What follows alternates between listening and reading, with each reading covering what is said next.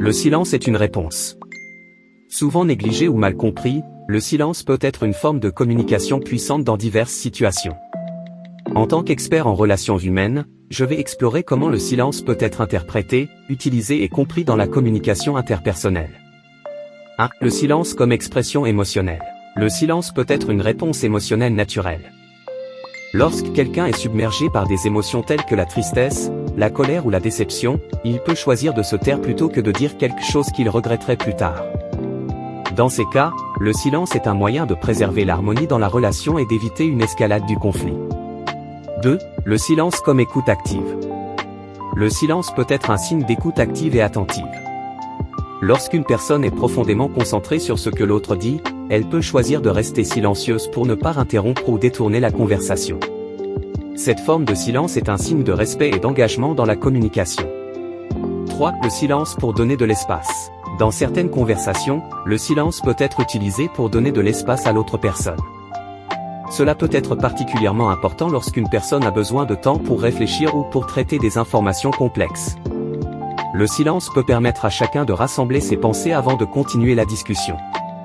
4. Le silence comme stratégie de négociation. Le silence peut être une stratégie de négociation puissante. Lorsque deux parties sont en désaccord, le silence peut créer une pression pour que l'autre personne parle en premier ou révèle davantage d'informations. Cela peut être utilisé tactiquement pour obtenir un avantage dans une négociation. 5. Le silence comme moyen de protestation.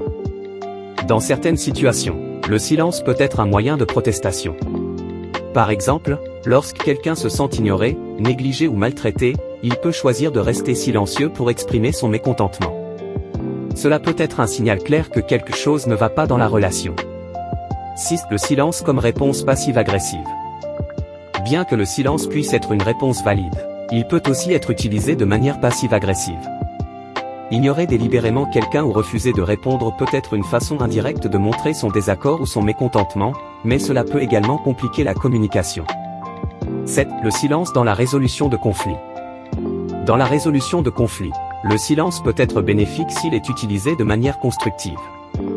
Il peut donner aux parties prenantes l'occasion de réfléchir, de se calmer et de prendre du recul avant de revenir à la table des négociations avec une perspective plus claire. 8. Le silence et la compréhension culturelle. Il convient de noter que la signification du silence peut varier en fonction de la culture. Dans certaines cultures, le silence est considéré comme un signe de respect, tandis que dans d'autres, il peut être interprété comme un manque d'engagement ou de participation. En conclusion, le silence est une réponse valide et complexe dans la communication humaine. Il peut exprimer des émotions, faciliter l'écoute active, donner de l'espace, être utilisé comme stratégie ou comme moyen de protestation. Il est important de reconnaître que le silence peut avoir différentes significations dans différentes situations et cultures. L'efficacité du silence en tant que réponse dépendra toujours du contexte et de la manière dont il est utilisé dans une relation donnée. Pour une communication efficace, il est essentiel d'être conscient de ces nuances et d'interpréter le silence avec sensibilité et empathie.